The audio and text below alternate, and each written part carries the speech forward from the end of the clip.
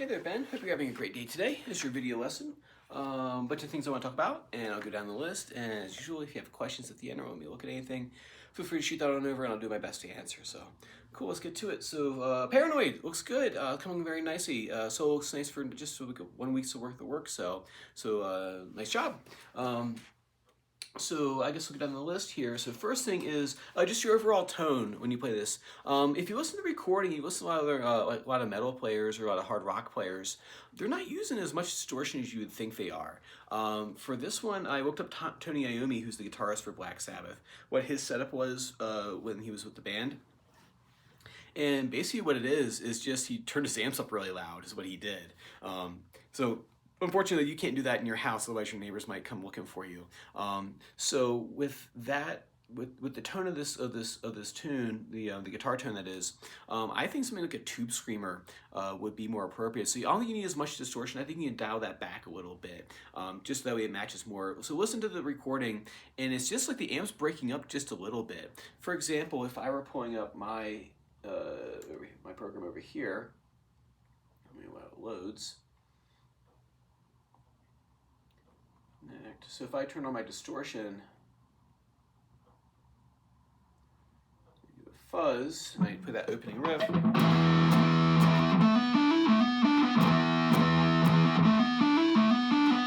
mean, that's fine and everything, but it might just be too much. So what I might do is go into my amp and then turn on a Tube Screamer setting right here. So something a little bit less intense. So you can right hear the notes. There we go. Tube Screamer's on. So that's closer right there. So that's what's called an overdrive pedal. So you have a boost, you have a clean boost, a dirty boost, and then you have overdrive, distortion, fuzz. And I think yours was touching onto that fuzz category. So I think we're maybe a couple levels too high in terms of the distortion. So I would back that off. I'm not sure if you have a Boss Katana or not, but if you do have an amp with that setting on there, feel free to bring it in. I'll show you how to dial in either your amp or the pedal that you're using. And we'll dial in that tone for the song. So like I said, for me, this song would be...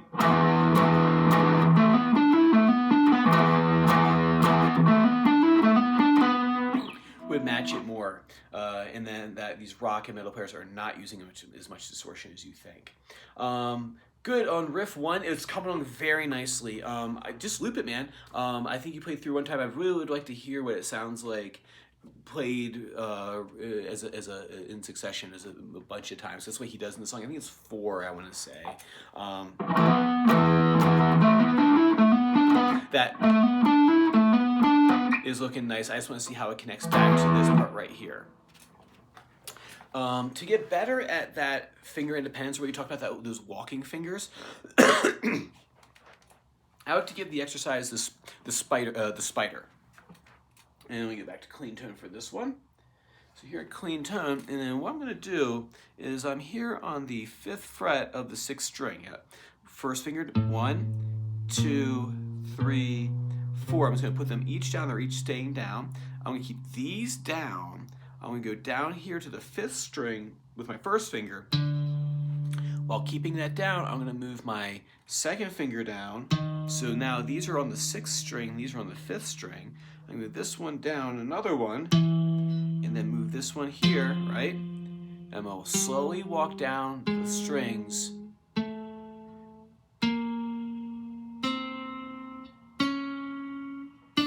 Harder than it looks. Go real slow. Slow is the name of the game.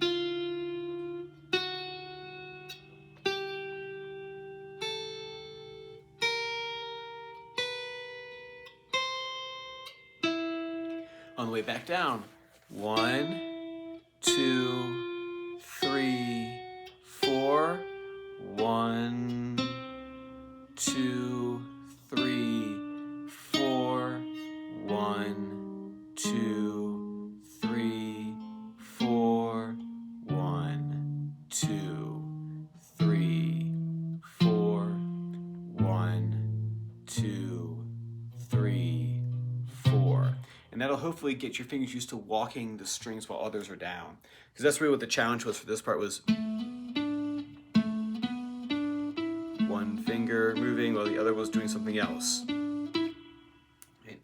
So that's an exercise you can do. Another one is the quasi-chromatic exercise, which is it's very similar to the spider, but it's gonna look like this.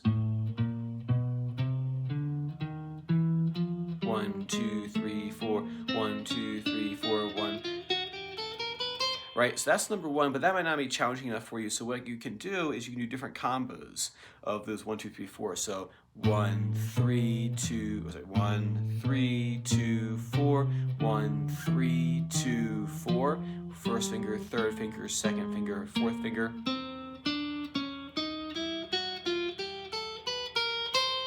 So things like that are really good for getting your fingers moving around independently of one another. And when it comes to playing songs, sometimes the answer is playing a technical exercise that's based off of that song.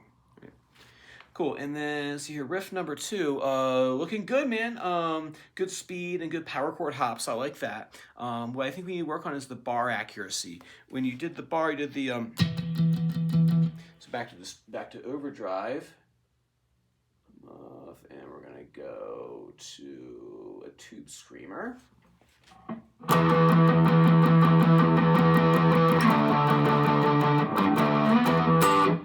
That right there has to be pretty clean. I'm getting strings 4, 3, 2. It's good punctuation in the riff.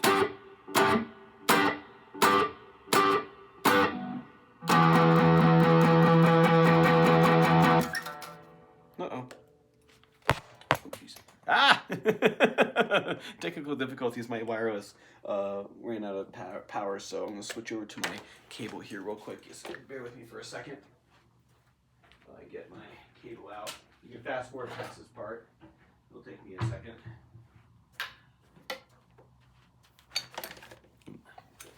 Let's knock over the iPad doing it too.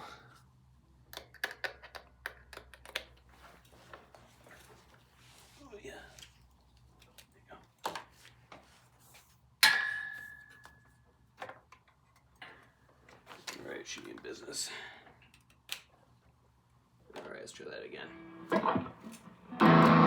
All right, cool, it's back. All right, so I would practice that right there. Bar, making sure the bar is accurate.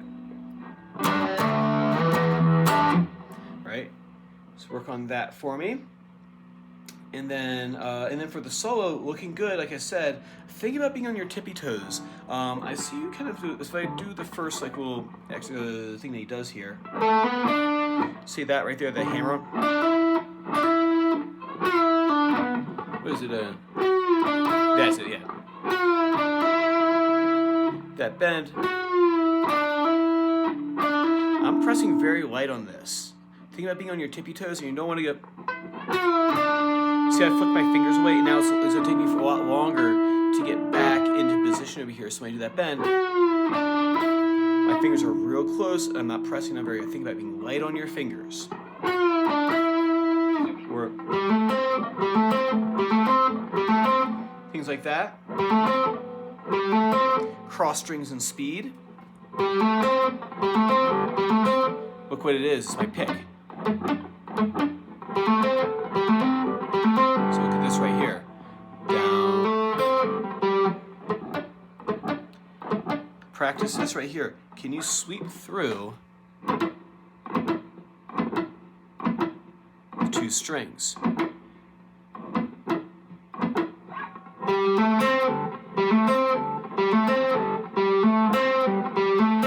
So it's not,